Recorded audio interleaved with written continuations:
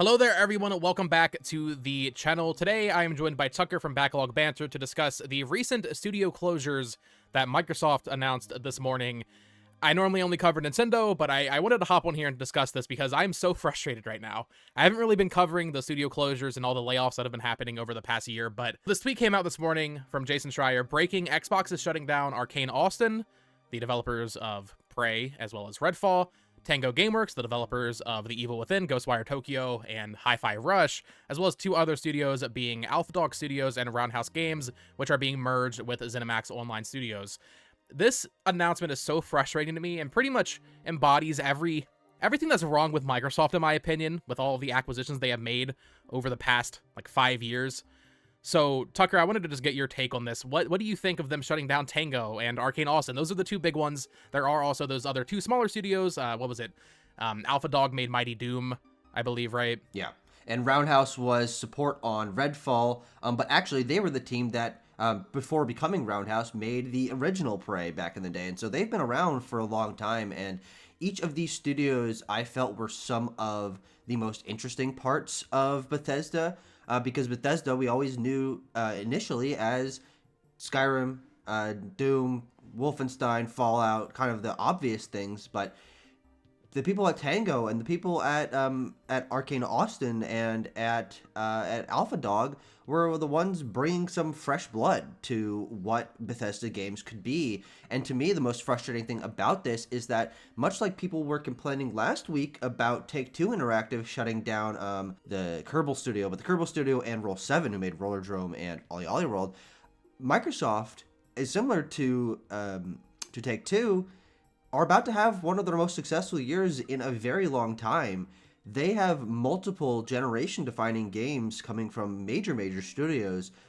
Machine Games is putting out their Indiana Jones game. Obsidian is putting out an original open-world fantasy game in Avowed. And Hellblade 2 is finally releasing, the first game that was announced for their series consoles. And also, they now own Activision Blizzard, and so Diablo 4 and Overwatch 2 and Call of Duty later this year. These games are going to be raking in major money. And these smaller studios that were, again, as I was saying, bringing in some interesting stuff, not only to the industry, but to Microsoft and to Bethesda, having those be the ones that get cut continues to show that even, I I had pretty good faith in Xbox because they were putting out something like Hi-Fi Rush. And I'm like, maybe acquiring Activision Blizzard will give those studios a chance to do something interesting. But if you make Hi-Fi Rush and you make Mighty Doom and you make Prey, and then you got to get shut down, I have no hope for what Activision Blizzard is going to do under Microsoft. I think it paints a pretty dire picture for basically every studio under Microsoft at this point that isn't making Fallout, Skyrim, or Call of Duty.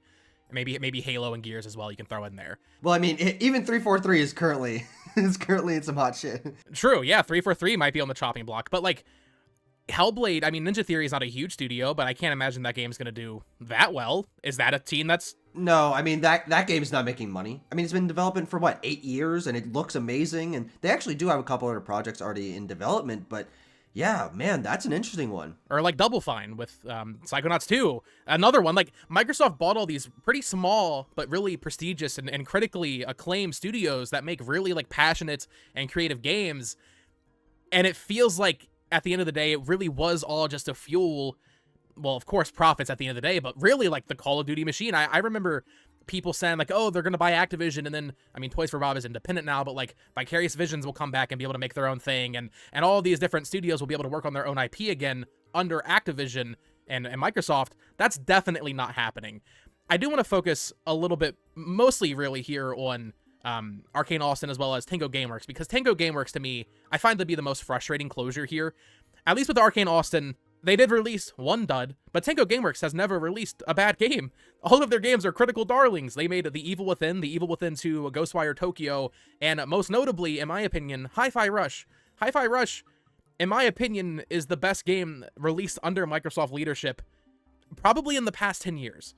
It is such a fantastic game. And with them bringing it to PS5, I kind of thought Hi-Fi Rush was gonna be a staple. I thought that was gonna get a sequel, and now that's not going to happen. Yeah, it also planned to be released on the next Nintendo system. Rumors about that and leaks about that are still coming. And interestingly enough, if you take a look at both of those studios, they were the ones putting out new IP for Bethesda. Hi-Fi Rush and Redfall, even though it was a flop, was a new IP. These are new ideas, and you make a good point in that if you're not making one of these known quantity games, it seems that your fate is shaky. And I want to drill in on one element of Tango Gameworks real quick, which is the reason why it was founded by Shinji Mikami. And the reason why he ended up leaving is because simultaneously why he was created and why he left is because he wanted to create an atmosphere for new developers to make interesting games on a smaller time scale. And I was just listening to a couple conversations about this yesterday, and I was like, yeah, that's awesome. Hi-Fi Rush was great, giving, I think, John Johannes, the director of Hi-Fi Rush, an opportunity to make that game and establish his name, made him one of the directors I was most excited to see something from next. And that kind of studio culture is something we don't see enough of from major publishers anymore. And now that's getting shut down. It was created for a very specific and exciting reason, and now they can't do that anymore. Tango Gameworks was also, to my knowledge, the only Japanese studio that Microsoft owned, which, as a big lover of Japanese games and Japanese game developers, I find particularly frustrating. It feels like they almost got singled out because of that, in a way. Maybe they don't want to make the trip to Japan to visit Tango's studio or something like that, because why? They make nothing but bangers. Even if Hi-Fi Rush didn't sell that well, even if maybe if Game Pass didn't exist, let's say, Hi-Fi Rush maybe wouldn't have done that well to begin with, maybe Ghostwire Tokyo underperformed, they make nothing but critically acclaimed games, which, to me, the silver lining of, like, this entire acquisition season of them buying Call of Duty was like, well, yeah, they're gonna keep feeding the Call of Duty beast, but also, in a similar way that Nintendo works with their major 30 million plus sellers, it allows a trickle-down effect to where they can make a game like Another Code. I was optimistic that these studios would have creative freedom to make whatever they want and not really have to worry about sales. They're more worried about just filling a spot in the quarter for Game Pass, but that clearly isn't the case.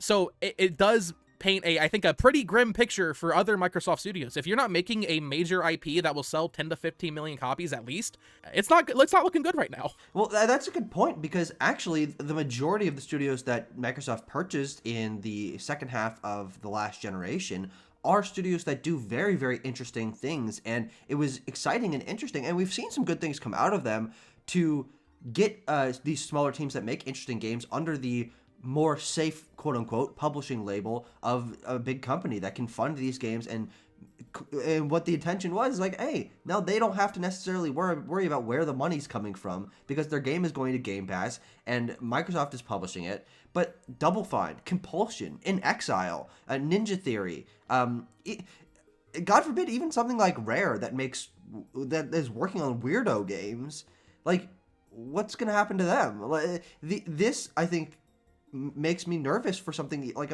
even like Obsidian. Like, Obsidian is a acclaimed studio, but Grounded and Pentiment and Hi-Fi Rush were three of the most exciting games of this generation, and maybe Grounded was the only one of those that was even possibly profitable. I can't imagine Pentiment was. Yeah. And interestingly enough, it's not even about team size, because we were doing some research into Alpha Dog Games, who, again, they were the only mobile team under Bethesda. They made Mighty Doom, which came out last year on iOS and Android, and now is being shut down. The studio is being shut down, and the game is being shut down soon. This was a game made by 12 people, and there's no way that it was not profitable. A Doom game on mobile with microtransactions made by 12 people. Made by 12 people, exactly, yeah. So, the other big one here is Arcane Austin, which at first I was thinking, like, well, they made Redfall. Redfall was a dud. But the more I think about it, the more that also frustrates me. We're not allowed to make one miss now? They made Prey and Dishonored, two other very critically acclaimed games. I don't know, man. It just... I know nothing is fair in life and business, but that kind of doesn't feel fair. It's not like they wanted to make Redfall. It's pretty well known that Redfall was made because Bethesda and higher-ups there at ZeniMax were pushing for live service games. That's the reason Fallout 76 exists. I believe they were greenlit around the same time. So, to get shut down for a game they didn't even want to make. To be fair, a lot of the talent at Arcane Austin already left, but I find that very, very frustrating. And that element is something that makes this one sting a little bit less for me, because Arcane Austin was a shell of its former self a year and a half ago. The talent had left. People were frustrated with the fact that they were being told to make this game that was entirely out of their wheelhouse, and it did not pay off for them, and that the team had like lost like half of its workers. And so I, even though it is terrible that this studio, I'm from Austin, it's really cool that the team that made major games like this was in my hometown. The remaining people there, I'm sure morale was low. I'm sure they didn't know what their next project was really going to be. And so this one stings a little bit less because they already weren't necessarily in a good place. I did not like Redfall. It was not a good game, but the great thing about Arcane is that their team was split between two places, Lyon in France and Austin in America, and those two teams collaborated on all of their games before Dishonored 2 and Prey.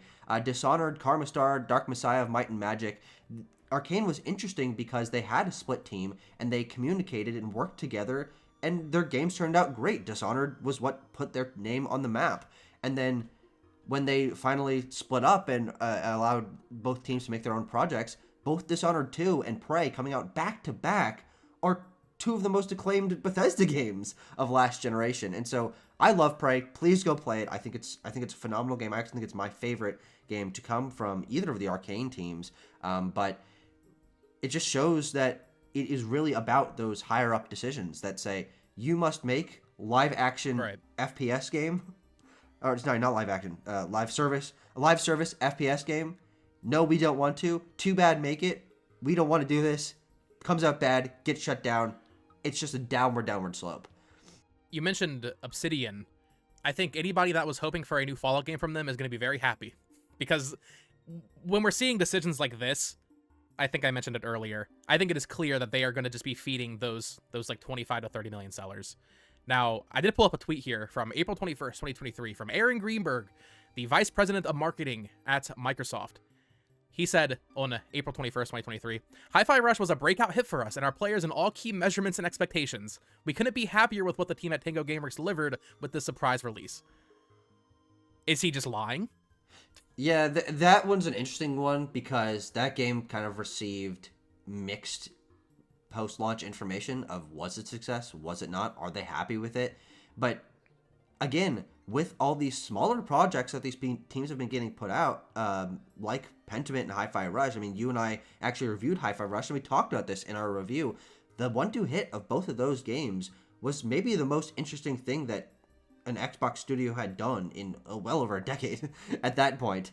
And what we thought, and I think this was reasonable to think, and now seems more dubious, is that these teams are going to be allowed to make these games because the financial viability of a smaller game that is going straight to Game Pass to get eyes on Game Pass is a perfect harmony, especially coming from a major publisher, Xbox, which is owned by Microsoft, which makes way more than most of their money on computers and software and not Xbox hardware.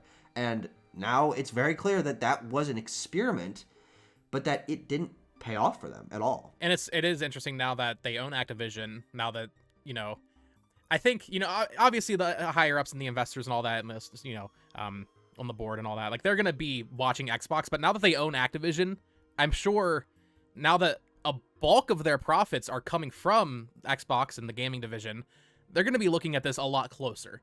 And that's, I think, why this kind of thing is getting shut down. I would imagine that the major higher-ups at Microsoft did not know about Pentiment and Hi-Fi Rush.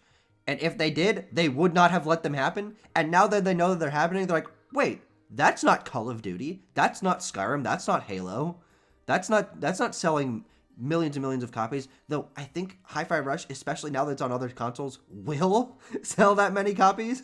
But I think you're right. I think it is, they've got the eyes on them now from people that aren't involved in gaming. And I think you can and should put some blame at people like Phil Spencer, Matt Booty, Sarah Bond, who are in charge of at least some of the decisions like this. But I think that the pressure is being put onto them by people that do not know games like they do to make these kind of creative decisions not happen as frequently anymore, because it was those people that championed for games like that to be made. But now they have this pressure on them, and everyone in the higher up should be blamed for these terrible decisions. But I think it really is the faceless, nameless top of Microsoft CEOs and board members that are really, really to point the finger at, because obviously the people at the top of Xbox cared and wanted to make these games to some degree. Maybe that changed, but that pressure has definitely squeezed that out of them. Xbox, I feel like, has been playing catch up for a long time, and it felt like we were finally at a point where it wasn't like, oh, we're waiting for all these games to come out. Literally in a week, we're getting Hellblade 2, we're getting Avowed later this year, Ara, History Untold, Indiana Jones. Into next year, we'll probably get stuff like A Clockwork Revolution, and all these games are finally lined up to finally release. It feels like every time Microsoft is close to like doing something, what feels like a good thing for the gaming industry, they shoot themselves in the foot. It feels like this happens every single time, and I find that very annoying. Well, don't get excited, I guess, for the upcoming Xbox Game Showcase in June. No Hi-Fi Rush there. Nope. There will no longer be, I mean, presumably there will no longer be these interesting smaller projects that to you and me, and I think to many, were kind of the interesting lifeblood of Xbox's current system, and for me, why it was the most interested I'd ever been in what they were putting out. But it doesn't seem like that will be happening anymore. Thank you for the hard work at Roundhouse, Alpha Dog, Arcane Austin, and Tango Gameworks. Those are all interesting teams that have interesting games under their belts. No team is perfect, and none of the people working there deserved the situation that they're in now. And I hope that they find work. I hope John Johannes gets funding elsewhere and finds a job elsewhere to make a game similar to Hi-Fi Rush, because clearly he has a creative spark. I hope that the people at Arcane Austin and Alpha Dog and Roundhouse find a place to deliver their creative endeavors, because it's not going to be Microsoft anymore. You know how exciting it's going to be when John Johannes opens a Kickstarter for the Hi-Fi Rush spiritual successor, which is going to happen. Yeah. Well, Tucker, thanks for joining me. Of course, you can all follow Tucker over on Backlog Banter. Let us know your thoughts on all of this Xbox news in the comments down below. Like I said, I know I don't really cover this stuff, but I woke up and I saw that tweet about these studios being closed, and I was like a vein like visibly popped out of my forehead of anger. So let us know your thoughts in the comments below. Of course, subscribe here for more typically Nintendo coverage, and follow us on Twitter at BoTalksGames and at Tucker Hazel. Until next time, folks, peace.